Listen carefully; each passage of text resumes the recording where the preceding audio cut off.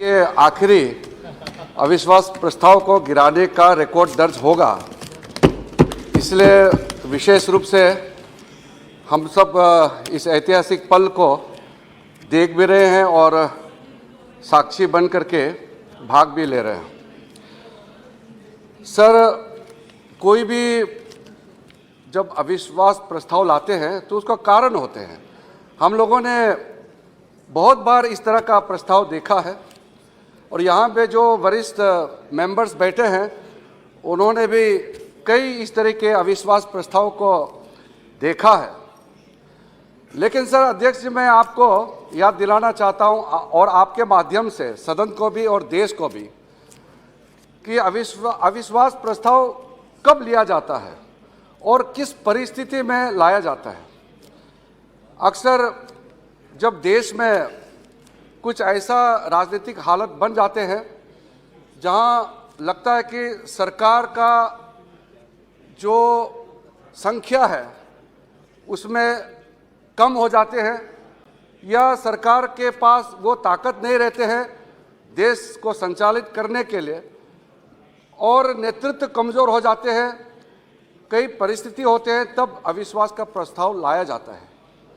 लेकिन आज का जो अविश्वास प्रस्ताव लाए हैं कांग्रेस पार्टी, मैं ये मानता हूं कि कांग्रेस पार्टी और विपक्ष के जो लोग हैं वो खुद ही बाद में पछताएंगे।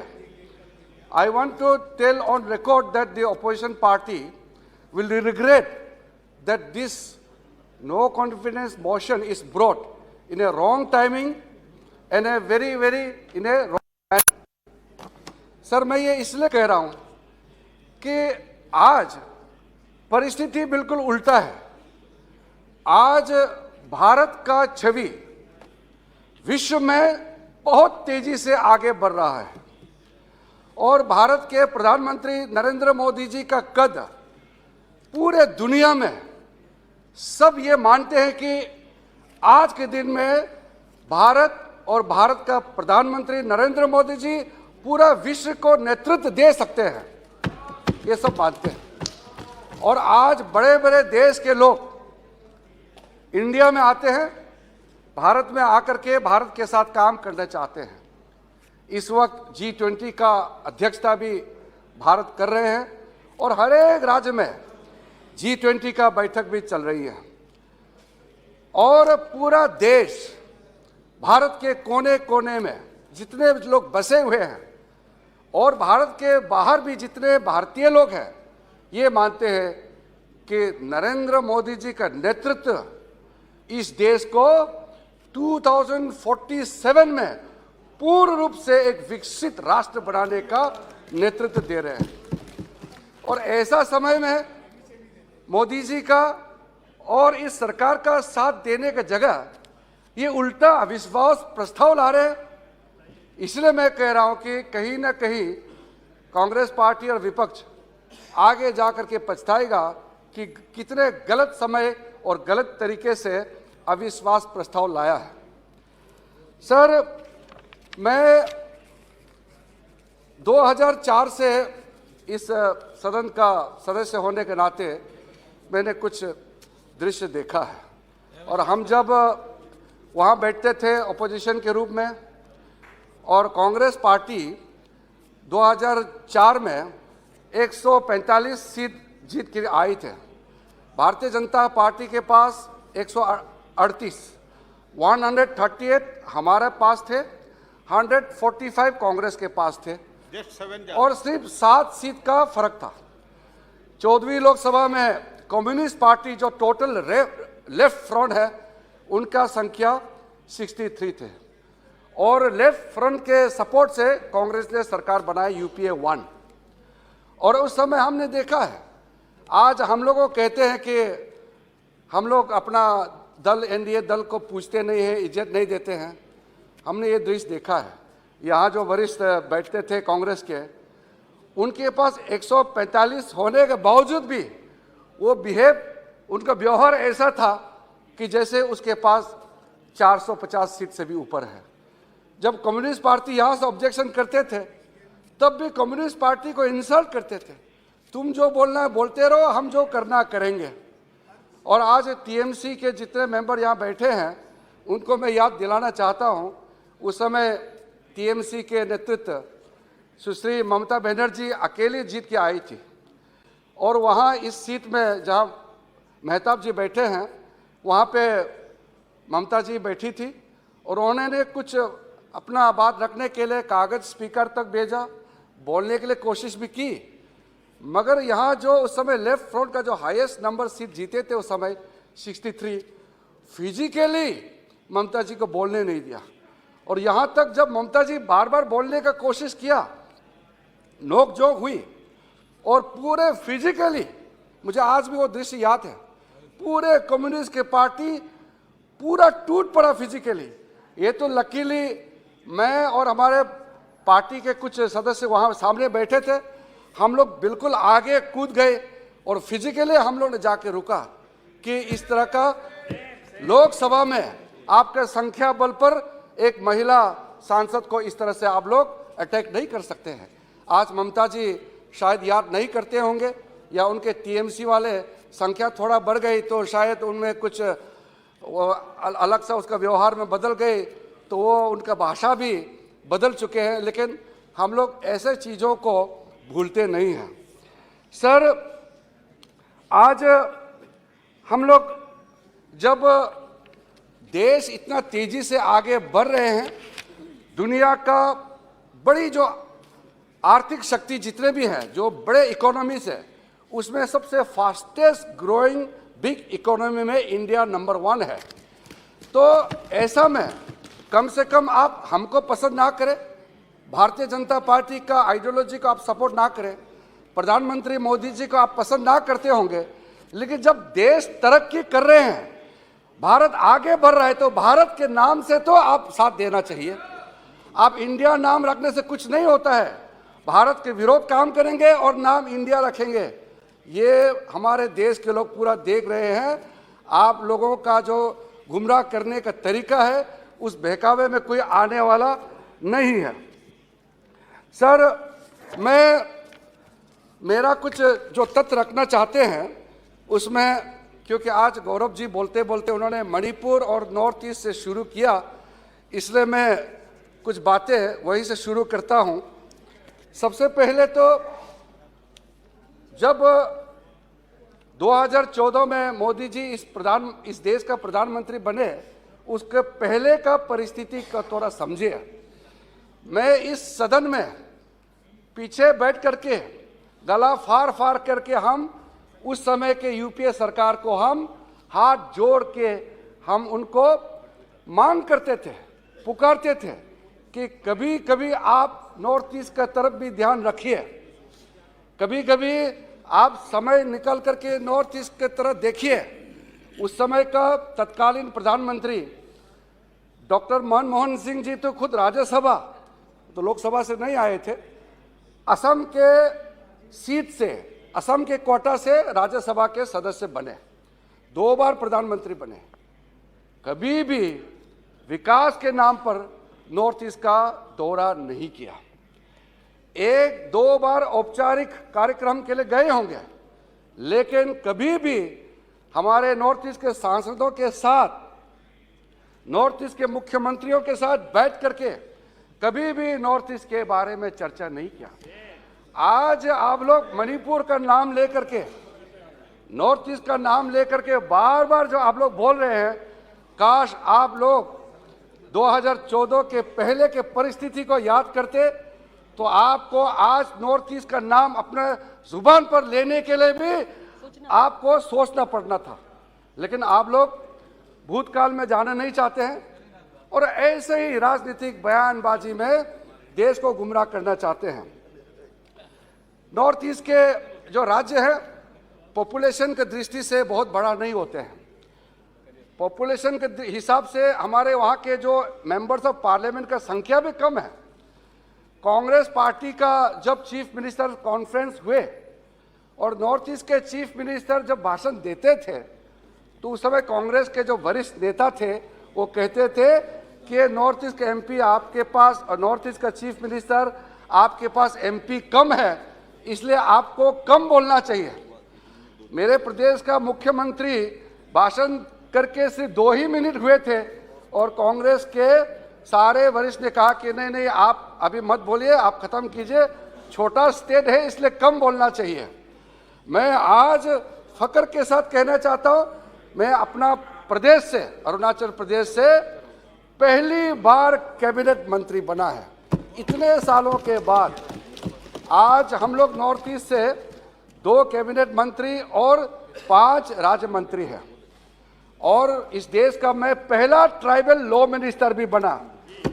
ये जो इसको कोई टोकन, इसको कोई डेकोरेटिव एक्शन मत सोचिए। माइनॉरिटी तो मैं हूं, लेकिन मोदी जी ने माइनॉरिटी और कमजोर सोचने का मौका ही नहीं दिया, क्योंकि आज हम जहां खड़ा है, अगर मैं अरुणाचल में खड़ा हूं, मणिपुर में खड़ा हूं, जहां भी मैं खड़ा हूं, वही जगह इंडिया का मेन स्ट्रीम बन जाता है। पहले लोग कहते थे कि आप लोग मेन स्ट्रीम में जुड़िए, मेन स्ट्रीम में जुड़िए। आज हर एक भारत का हर एक हिस्सा देश का मेन स्ट्रीम बन चुका है। इसलिए आप लोग को सोचना पड़ेगा कुछ कहने से पहले। नॉर्थ ईस्ट के बारे में आप लोगों ने बहुत जिक्र किया, खास करके मणिपुर के बारे में।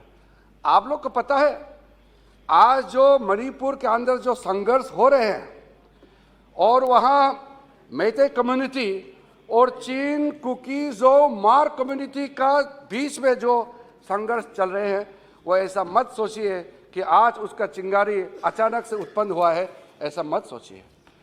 बरसों से आपका नेग्लिजेंस, बरसों से जो आपने नॉर्थ ईस्ट को अपने पे मरने के लिए छोड़ दिया, हैंड होल्डिंग करने के लिए आप सोचा नहीं है, उसी का नतीजा है। मैं आज वायलेंस लेकर के पूरा डिटेल में नहीं कहूँगा, क्योंकि गृह मंत्री जी जब इंटरवेंशन करेंगे तो स्पेसिफिकली वो इस बात को कहेंगे, इसलिए मैं सिर्फ ऊपर का जो परिस्थिति है उसको बताना चाहता हूँ।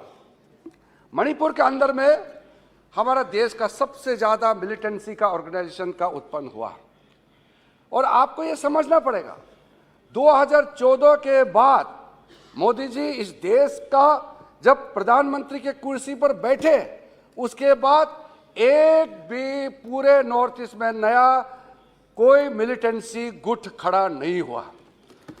और नॉर्थ ईस्ट के अंदर में टोटल मैं आपको अगर संख्या बताऊंगा, पिछले 9 साल के अंदर में 8,000 से ज्यादा जो मिलिटेंट ऑर्गेनाइजेशन में काम करने वाला बंदूक के साथ सरेंडर कर चुके हैं। 800%, 800% इंक्रीज हुआ है surrendering of the militants. Kidnapping का जो घटनाएं होते थे 81% उसमें कमी आई है, और सिविलियंस को जितने मारे जाते थे मिलिटेंट्स के एक्शन के द्वारा, उसमें 97% गिरावट आई है। और सिक्योरिटी पर्सन जो ऑपरेशन करते थे उसमें मारे जाते थे, उसके संख्या में, मृत्यु के संख्या में 90% का कमी आई है। इंसर्जेंसी टोटल जो इंसिडेंट में 76% का कमी आई है। और arm forces special powers act 1958 में जब नॉर्थ ईस्ट में मिलिटेंसी का उत्पन्न हुआ, उसको नियंत्रण करने के लिए arm forces special powers act का आप लोगों ने इस सदन में पारित करके लागू किया था। आज मैं बहुत ही संतोषजनक आपको बताना चाहता हूं कि आज आफ्सपा के जो टोटल कवरेज एरिया में 75% का रिडक्शन हुआ है। मैं जिस प्रदेश से आता हूं, हमारे असम और अरुणाचल के पूरे बाउंड्री का 20 kilometre Arunachal side, 20 kilometre Assam side में arm forces special power act का लागू किया था। आज पूरा का पूरा अरुणाचल असम के जो सीमावर्ती इलाका है, arm forces special powers act पूरा हटा दिया गया है। सिर्फ हमारे अरुणाचल के जो पूर्व के 3 जिले हैं जो नागालैंड से जुड़ा हुआ है और म्यांमार से जुड़ा हुआ है, वहाँ पे कुछ पुलिस स्टेशन बचे हुए हैं, बाकी सब हटा दिया गया है। असम में अब आफ्सपा नहीं है, त्रिपुरा में आफ्सपा नहीं है, मिजोरम में नहीं है, सिक्किम में पहले से नहीं था। अब नागालैंड के कुछ जिले और मणिपुर के कुछ जिले में सिर्फ बच के रह गए हैं। तो आप लोग जब इस तरह का मणिपुर नॉर्थ ईस्ट के बारे में बोलते हैं तो थोड़ा सा अध्ययन करना आवश्यकता होता है, वरना इस देश का महान संसद में बैठ करके गलत बयानबाजी करने से गलत मैसेज जाता है और देश को गुमराह करने से आपको क्या फायदा।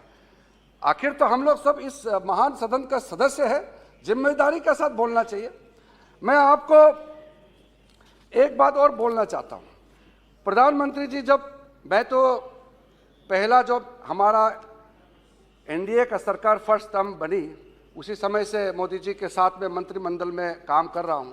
पहले ही बैठक में प्रधानमंत्री जी ने एक ग्रुप बनाया और कहा कि हर एक 15 दिन में 5 कैबिनेट मंत्री और 7 राज्य मंत्री हर एक 15 दिन में नॉर्थ ईस्ट का दौरा करना है और अभी भी चल रहा है। अभी यहाँ जितना मंत्री बैठे हैं सब ने लगातार गए हैं, वो भी वहाँ प्रदेश का, वहाँ राजधानी सिर्फ सीमित नहीं, दूर दराज गांव तक दौरा होता है और लोगों के साथ वार्तालाप करते हैं।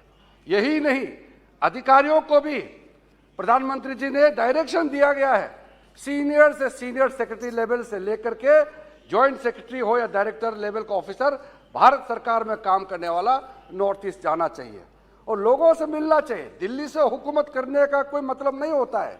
जन जन सेवा, जन भावनाओं को समझते हुए काम करने से तब लोगों तक पहुंच पाते हैं। तो ऐसा आप लोग ने पिछली 66 साल में आपने सोचा ही नहीं, आप कल्पना भी नहीं कर सकते हैं का तो दूर है। इसलिए नरेंद्र मोदी जी ने नॉर्थ ईस्ट के 8 राज्यों के साथ पूरा दिल से दिल जोड़ते हुए आज लोगों का विश्वास जीता है।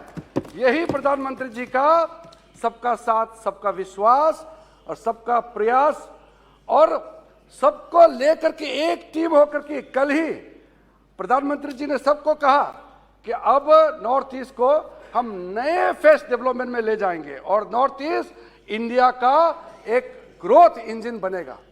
इंडिया का जो सपना पूरा करने में नॉर्थ ईस्ट का भी बड़ा योगदान होगा। 2004 में तो मैं एमपी बना, लेकिन उसके पहले मैं स्टूडेंट थे दिल्ली विश्वविद्यालय में, मैं यहाँ छात्र के रूप में पढ़ते थे।